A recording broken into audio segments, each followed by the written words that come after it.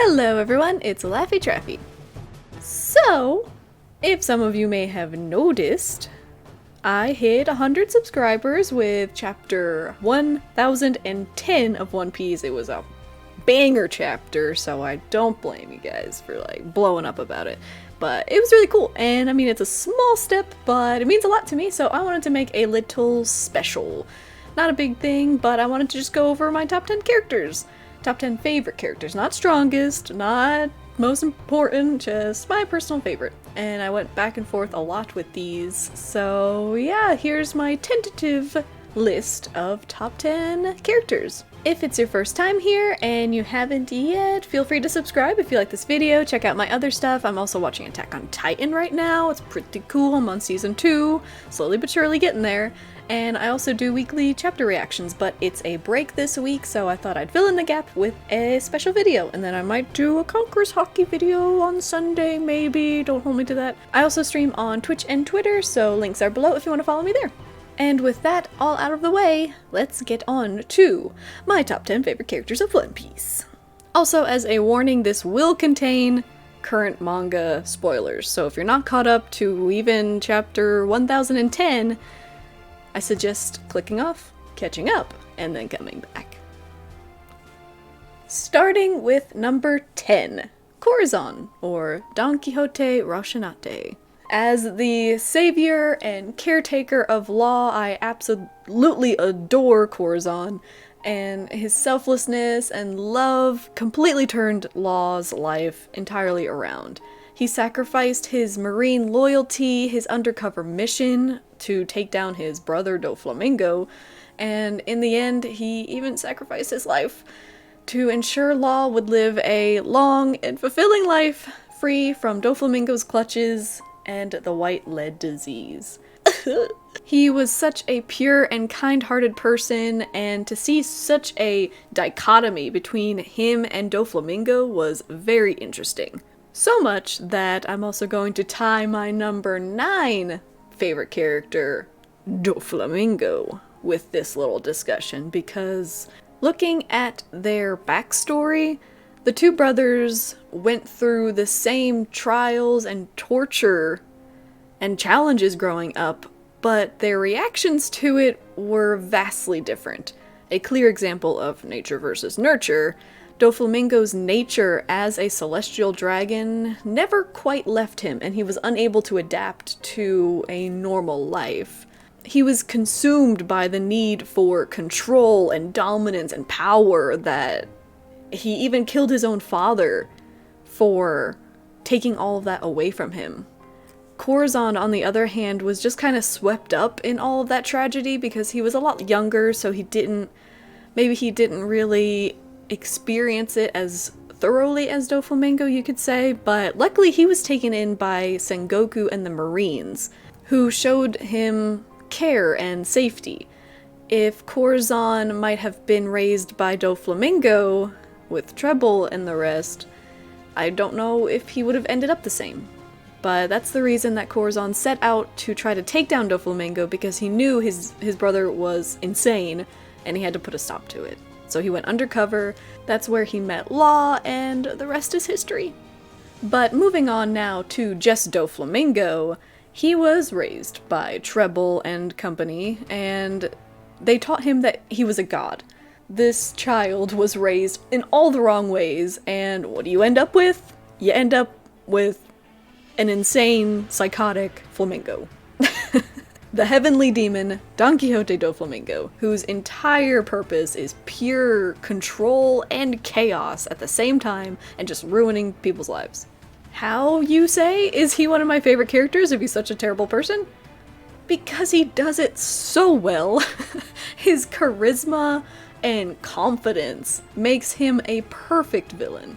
I just love how, no matter what happens to him, no matter how down in the dumps he is always maniacally smiling, even from the depths of Impel Down.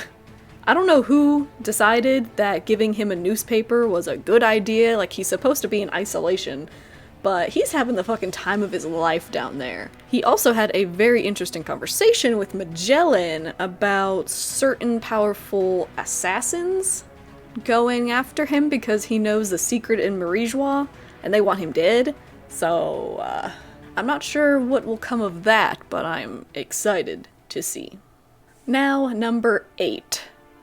This is going to upset a lot of people, but it's Zoro. Zoro.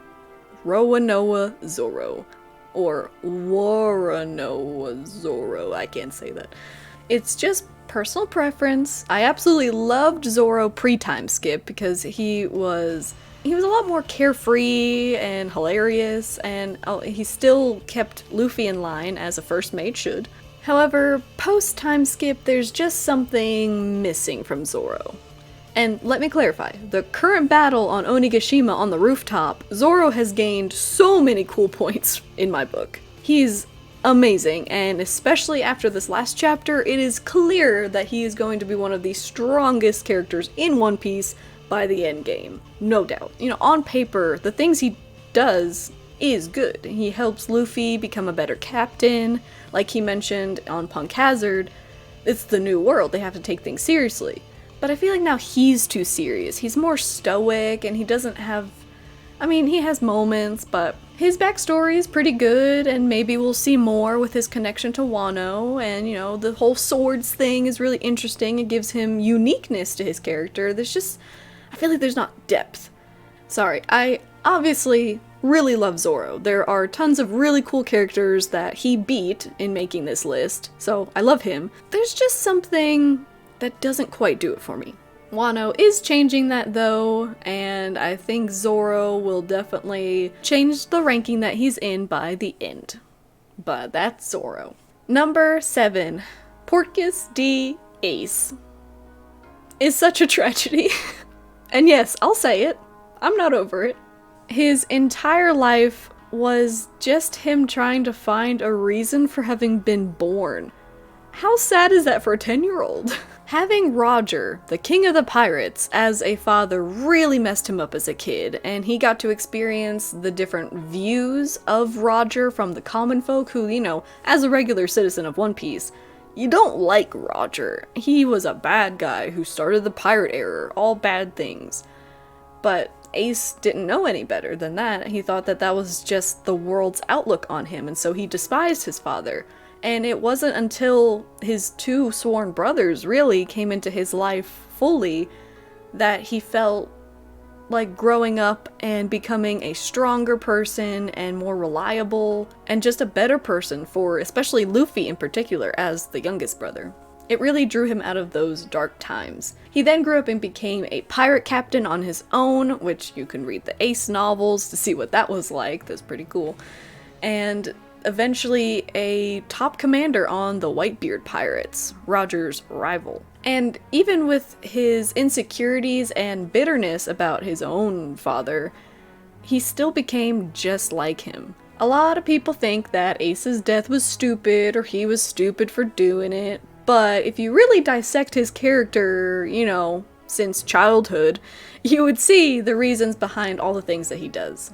It just makes sense that he would rather stand and fight to make sure that people could get away and that people wouldn't disrespect someone he truly cares for, rather than run away. We saw even as he was a kid with the Blue Gem pirates and then in the fires, he wasn't that type of person. He was like Roger. Roger would do the same thing. The difference was Roger was unfortunately strong enough to make those decisions and succeed, whereas Ace wasn't strong enough. And so even though he had the stubbornness of Roger, he didn't yet have the strength, and so he failed when he stood up against a Kainu, because it's a Kainu.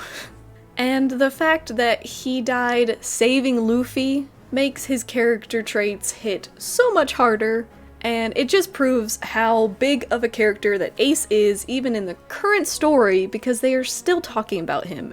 And his death affected Luffy so much that it pushed him to become a greater pirate, and without that, I don't know if Luffy would be where he is right now. And so even in Wano country, we're still seeing the impact of Ace and the world around him. And so he's my number 7 for that reason.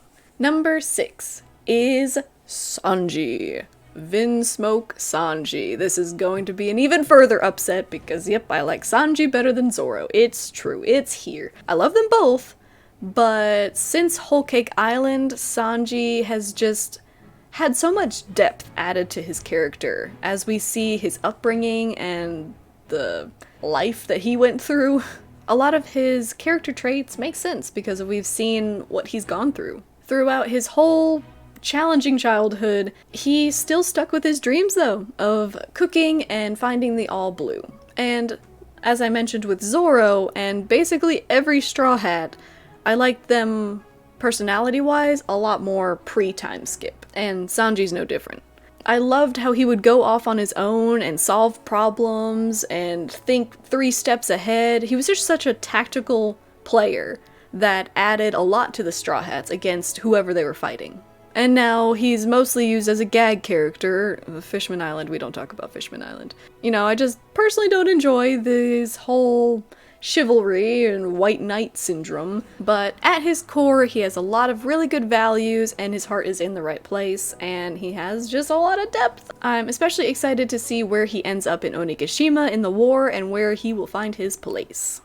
Number 5 is Charlotte Katakuri. My boy Katakuri. I went back and forth as to how far up or low to put him on this list, but you gotta respect the dude. He deserves number 5. The Mochi Boy is such an interesting character. His strength and abilities aside, though I love that he is just a better Luffy with the Gum Gum Fruit, his life and mentality are tragic. I think there's a theme here of tragic characters and why I like them.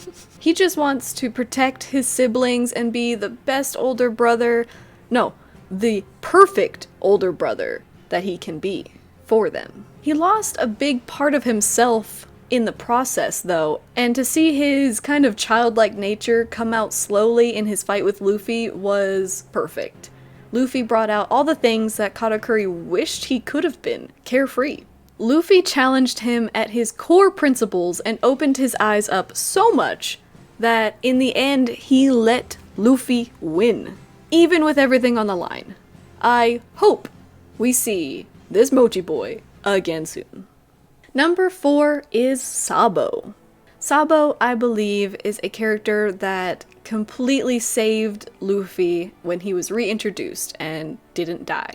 With the death of Ace so fresh in Luffy's mind, he was going about his life thinking that his 2 sworn, loved brothers were dead. That was rough. Sabo, in their childhood, was a much calmer crazy than the other 2, and I think he had a lot to do with why the 2 of them, Luffy and Ace, got along so well. He was a great foil to Ace's character, that they were best friends, that he would kind of calm down Ace's craziness, but then Sabo also had his own chaos to offer. Now as an adult, he is super strong, fighting with the revolutionaries, and taking down corrupt people just like Luffy is. I feel like he will definitely play a big part in the endgame, so can't wait for that. Number 3 is Shanks.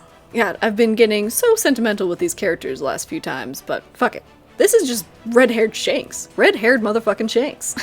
We have not seen a lot from this man, but I mean, that says something that a character who has only shown up a handful of times is my 3rd favorite character. Shanks gave Luffy a reason to journey and set out towards his dreams, and now he follows Luffy and will eventually meet back again for Luffy to return the hat. He's not returning the hat, he's gonna keep the hat. There's just something so mysterious with Shanks that it has me craving when we get an arc with him. Why was he able to talk with the Gorosei successfully? Why was he able to end the war so easily? Why was he the one chosen to wear Roger's hat? How is he an emperor? So young, with 1 arm, and a small crew. All of these can be answered the same way. It's fucking Shanks. Number 2 is the one and only Monkey D. Luffy. Monkey D. Luffy is the main character of this beautiful story of One Piece, and is such an amazing person and character. The theme of his character and the way he lives his life is honestly something that everyone should strive for. Freedom and without regrets. He takes these ideals very seriously. Very seriously. and make sure that no one is suffering by the hands of those who try to take these ideals away. He has come such a long way from the boy in the barrel. I don't have to get into it here, but his feats of strength and leadership and pure chaos are amazing. Punching a celestial dragon, joining a bunch of different types of people all together to fight for him, his unwavering dream, the love he has for his crew and his friends, as well as always smiling in the face of death. He's amazing. The end. And now, finally, we get to my number one favorite character. Trafalgar D. Waterlaw. Is that a surprise, really? Do you see? Sorry Beppo didn't make it, but you know, he's more the mascot. He's the mascot for Law, so didn't quite make the list. I mean, what is there to say? There's a lot to say. It's Law. It's Law, right?